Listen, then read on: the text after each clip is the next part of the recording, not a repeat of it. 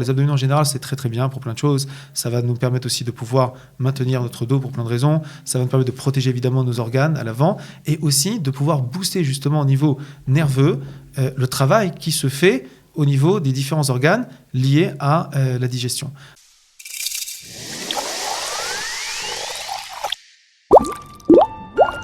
La semaine dernière, nous vous avions parlé des douleurs d'estomac. Aujourd'hui, nous allons parler constipation. C'est vrai, c'est pas très glamour. Et pourtant, lorsqu'on souffre de ces désagréments, eh bien, la vie est bien compliquée.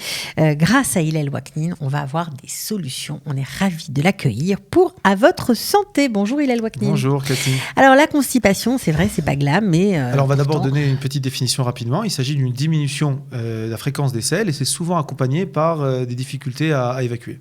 D'accord, okay. En très gros.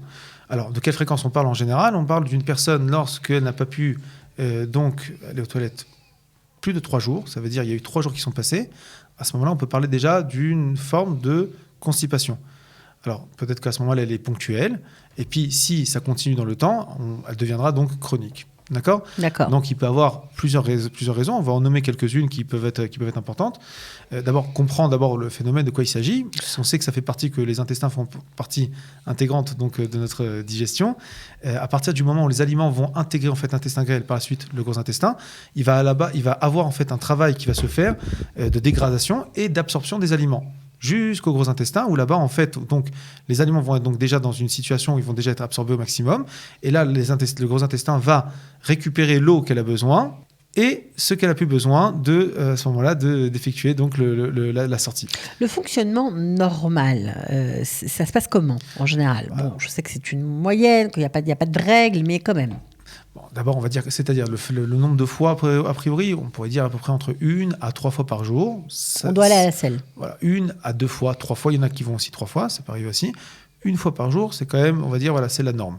Après, si 3 jours de suite, il n'y a pas eu, à ce moment-là, on peut dire déjà qu'il y a un problème. D'accord. Alors, qu'est-ce qu'on peut faire et surtout, qu'est-ce que ces problèmes vont entraîner ? À cause de quoi c'est dû ? Alors voilà, déjà, ce serait intéressant de savoir les causes. Donc, il y a des causes multiples, hein, évidemment. D'abord, comprendre qu'est-ce qui se passe. En vérité, ces aliments, ils restent en vérité donc, dans les intestins, dans le gros intestin, et ils vont être bloqués. L'eau va être absorbée par les intestins, et donc finalement, à ce moment-là, ça va donc provoquer constipation. Et donc difficulté après donc à sortir, etc. Donc maintenant, quelles sont les différentes causes ? Elles sont, comme je l'ai dit tout à l'heure, elles sont multiples. On peut avoir déjà des problèmes liés à l'anxiété. Ça commence par ça. Il faut prendre ça très au sérieux. Hein. Attention, je parle de l'anxiété, peut provoquer des problèmes de constipation. Tout à fait. Pour la petite histoire, une époque où j'étais en Milouim, j'ai eu un ami on n'était pas dans le même endroit, mais pour des raisons techniques, s'est retrouvé à un endroit où il avait du mal en fait à l'eau toilette. Il s'est quasiment conservé presque 2 semaines. Quasiment 2 semaines. Mais ça a été très dur. Mal terminé. Il mangeait presque pas. Il était complètement on va dire il faisait attention à chaque chose. Mais voilà, et c'était surtout lié en fait à l'anxiété. Okay, d'accord. Donc, il faut savoir que ça peut aller loin. Effectivement, ça peut provoquer beaucoup de problèmes. Il y a des gens, pour des problèmes d'hygiène ou aussi un petit peu d'avoir un petit peu honte, tout simplement, dans les endroits où ils se situent, ils ne vont pas aller aux toilettes. Et ce qui va se passer, c'est que ça va provoquer des problèmes, entre autres la constipation. Mais ça peut évidemment, après, engendrer encore d'autres problèmes. Alors, quel genre de problème, à quel genre de problème on peut être exposé ? Au bout d'un certain moment, ça peut vraiment devenir dangereux. Une occlusion intestinale, par exemple, tout à fait.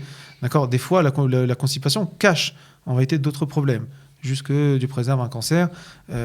Après, des fois, ça peut être des problèmes qui vont être comme des hémorroïdes ou fissures anales qui vont provoquer que la personne n'a pas envie d'aller aux toilettes, par exemple, qu'elle va souffrir, par exemple. Alors, comme je l'ai dit, donc il y a plusieurs causes. Des fois, ça peut être donc médicamenteux aussi. D'accord, certains médicaments peuvent provoquer aussi la constipation. D'accord. Ça peut être des fois un problème de troubles neurologiques, jusqu'à avoir un problème en fait au niveau du système nerveux entérique, c'est-à-dire en fait ce qui est le système nerveux autonome qui est responsable en vérité du bon travail qui va se faire au niveau du système digestif. D'accord, donc les mouvements péristaltiques, etc., des intestins. Donc là-bas aussi, il peut y avoir un problème. Ça peut être pour différentes raisons aussi un excès du tonus aussi des sphincters qui peuvent être aussi peut provoquer donc à ce moment-là, on va dire, une contraction, yotermidai, et donc empêcher donc la libération comme elle devrait se faire normalement. D'accord ? Donc on voit que ça peut être multiple.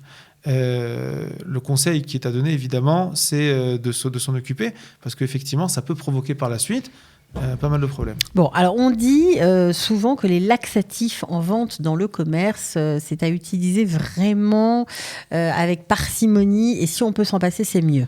Alors, parce qu'il paraît que ça abîme la flore intestinale. Voilà, tout à fait. Alors justement, en parlant de la flore intestinale, il faut savoir que ça fait partie des RKVIM, donc des points importants qui font que on peut juste que les intestins travaillent comme il le faut, justement pour pouvoir dégrader les aliments et d'absorber, etc. Et effectivement, ce genre de laxatif qui est vendu peut provoquer aussi des lésions au niveau de la flore intestinale, au niveau des différents tissus. Des lésions irréversibles ? Encore une fois, c'est pas forcément, je dirais pas irréversible, je dirais simplement que ça peut provoquer certaines complications. C'est vrai que c'est pour ça qu'en général, on essaye d'y aller doucement avec ça. Maintenant, il faut comprendre quelque chose de façon générale. Tout ce qui brusque la maréchette, quel que soit le médicament, c'est jamais bien. D'accord, ça c'est alors vous, j'imagine que vous avez une formule chinoise à base de plantes pour nous éviter d'avoir recours à ce genre de médicaments. On a une plante connue, vraiment dans la pharmacopée chinoise, qui s'appelle Run Shangwan, qui est une plante, c'est une formule de plante plus exactement médicinale très connue, où justement dedans, on a des laxatifs naturels, des plantes qui sont très très très connues dans le cadre de la médecine chinoise. Donc il s'agit d'une formule, donc de plusieurs de ces plantes, et vraiment qui est à utiliser. Encore une fois, évidemment, pas faire n'importe quoi. Il est mieux d'abord de se faire conseiller par un médecin chinois, mais ça peut être connu, utilisé. Voilà, c'est connu tout à fait. Alors ça fait quoi ? D'abord, ça se mange comment ? Ça se boit comment ? Alors ça se boit comme d'habitude. Voilà, c'est des plantes médicinales. Décoctions. On peut les prendre aussi en plantes elles-mêmes, c'est-à-dire vraiment naturellement, ou les avoir déjà toutes prêtes, c'est-à-dire en coction, qui vont en général être donc liquides, ou aussi des fois aussi en petites gloulottes, c'est-à-dire en pilule, en gélule ? En gélule, tout à fait. Okay. D'accord. Donc qu'est-ce que ça fait ? Ça va drainer, ça va renforcer en vérité la circulation, qui est très important pour pouvoir booster justement. Ça va permettre, ça a aussi un effet laxatif, mais qui ça rassemble tous les éléments qu'on a besoin justement pour pouvoir faire progresser vers la sortie. Donc ça c'est plutôt pas mal de savoir qu'il y a une formule à base de plantes qu'on peut prendre. On la demande d'abord à son médecin, on ne peut pas aller dans une pharmacie. Chez l'acupuncteur, voilà, ça doit passer par l'acupuncteur. Ça doit passer par l'acupuncteur. Bon, alors puisqu'on parle d'acupuncture, on a l'habitude, nous dans cette émission, mon cher Hillel, d'avoir des points d'acupuncture pour se soulager soi-même. Tout à fait. Alors on va parler de 3 points, d'accord, qui sont assez simples, certains qu'on a déjà dû voir peut-être parmi les différents protocoles, mais assemblés ensemble vont avoir une action intéressante pour lutter contre la constipation. Le premier point va être sur le pied, sur la face dorsale du pied. On va être entre le premier et le deuxième métatarsien. Un point qui est intéressant, qui est lié en vérité à l'énergie du foie pour différentes raisons. L'énergie du foie est importante pour faire disperser ce qu'on appellera l'énergie dans le corps. Et donc, tout mouvement un petit peu bloqué permettra justement de rebooster ce mouvement. C'est un premier point important. Le deuxième est positionné sur l'abdomen. Forcément, un problème. Ça paraît logique. Voilà, ça paraît logique, tout à fait. Ce point-là, on l'avait déjà vu ensemble. Il s'agit en fait du numéro 25 du méridien de l'estomac. Où est-ce qu'il est positionné ? Plus minus, à peu près à 3 doigts, d'accord, du nombril, d'accord, de part et autre, ok, à la hauteur du nombril. D'accord. Okay. C'est un point qu'on va masser. On a une petite douleur, c'est normal ? Ça veut dire qu'on est... Ça veut dire qu'il peut peut-être avoir tout à fait... Il y a peut-être un petit problème, et donc on masse, et on va le masser quand à peu près entre 1 minute à 3 minutes, comme d'habitude. Et quand ça disparaît, ça veut dire c'est que c'est mieux, tout à fait. Et on fait ça systématiquement pendant plusieurs jours ? Après, je vais donner quelques petits conseils du yum-yum. On va utiliser aussi ce point-là avec une technique très spécifique qui va permettre vraiment de booster et justement d'optimiser le travail de l'action de ce point-là. D'accord. Le troisième point ? Le troisième point est un point qui est positionné en fait sur la face dorsale donc, du bras. D'accord, sur de l'avant-bras plus exactement. On va être entre l'ulna et le radius. Donc, ce qu'on appelle le radius, c'est cet os long qui est ici. L'ulna, c'est le deuxième os qui est ici. Et en fait, entre les deux, je vais monter à peu près de 4 doigts. D'accord ? De 4 doigts, je vais monter plus ou moins au centre et je vais tomber sur un point qui s'appelle le numéro 6 du triple réchauffeur. D'accord, donc triple réchauffeur. Triple réchauffeur. C'est-à-dire, en fait, je prends depuis mon référentiel, donc le poignet, face dorsale, entre le radius et l'ulna, et donc à peu près une distance de 4 doigts. Entre les deux, je vais trouver ce point-là. Alors, c'est un point très spécial. Il est nommé triple réchauffeur. Il faudrait expliquer ce que c'est qu'un réchauffeur. Ça va te prendre du temps, mais c'est un point très important pour les problèmes de constipation. D'accord, donc ça, vous massez. Apparemment, si vous avez des problèmes, vous devriez être soulagé. Alors, on a d'autres choses bien sûr. à savoir. Maintenant, il y a des choses à faire au quotidien qui sont très importantes. D'abord, premièrement, évidemment, bien boire. D'accord ? Alors, quand je dis bien boire, ça ne veut pas dire simplement boire beaucoup. Alors, on expliquera que normalement, il nous faudra entre 1,5 litre, voire 2 litres, voire pour les extrémistes, jusqu'à même 3 litres d'eau. On va dire que si on a une quantité de 1,5 litre à peu près par jour, on augmentera un petit peu vers 2 litres, déjà pour commencer. Deuxièmement, une écouda extrêmement importante, c'est de mâcher un petit peu l'eau avant d'avaler. C'est-à-dire que chaque schluck, on va avaler.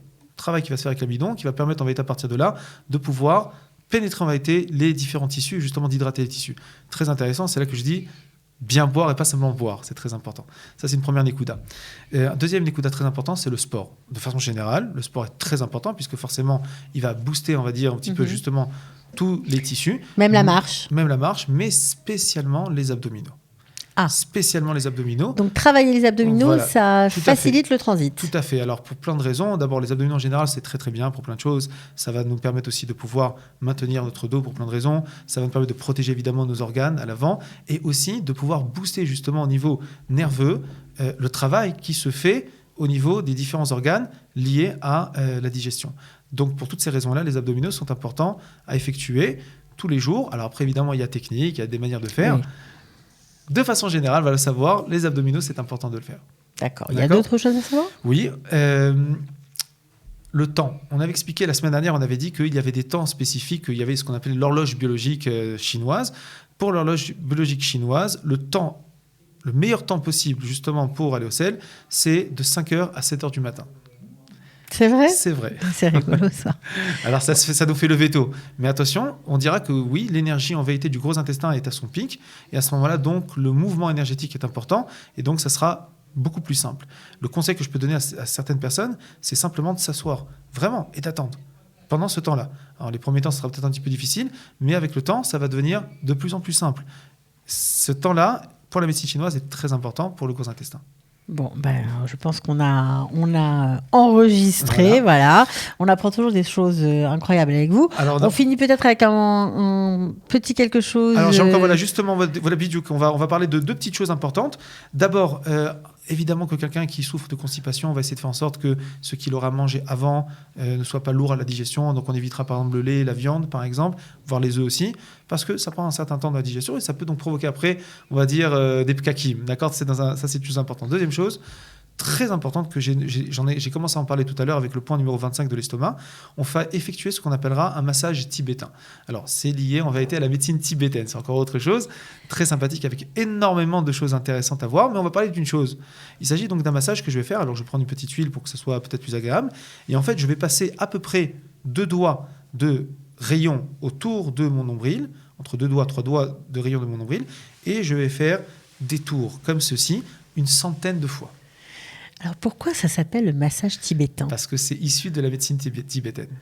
C'est trop marrant. Et donc ça fait quoi ça va booster encore une fois. Ces petits tours autour du nombril. Ces petits tours, on travaille en fait énergétiquement certaines zones très importantes au niveau des points d'acupuncture qui passent par là-bas et aussi au niveau des organes qui sont derrière en vérité, qui vont être boostés, qui vont travailler beaucoup plus à ce moment-là.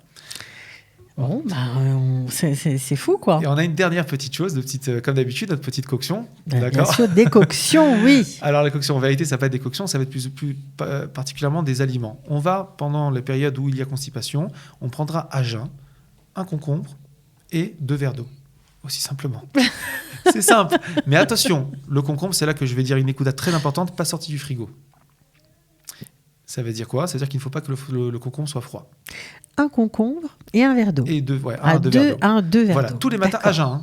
On commence par ça. On se lève le matin, on prend son concombre. Et là, ça booster, dépote. Ça va booster. Deuxième chose importante, c'est avant d'aller dormir. Deuxième Nekuda, c'est des noix. Des noix. Alors, Egozemeler encore mieux, mais des noix en général. On prend ces noix-là. Et ce qu'on va faire avec, c'est qu'on va en manger à peu près 2-3 avant d'aller dormir. Et ça va nous aider pour le matin, justement, pour la défection, pour pouvoir se libérer plus facilement. Bon, on a eu beaucoup de trucs aujourd'hui, beaucoup de formules, la formule à base de plantes, le point d'acupuncture et puis tous ces petits trucs au niveau de l'alimentation. J'espère, si vous souffrez de constipation, que vous allez aller mieux grâce au conseil d'Hillel Waknin. Bon, la semaine prochaine, on prendra un sujet un petit peu plus glamour quand même. Ah oui, bien sûr, on va recommencer à parler des épaules. C'est plus sympa. Bon, merci beaucoup en Avec tout cas. plaisir. Et alors, bonne santé à tous et à la semaine prochaine. Amen. Ciao. Et trotte.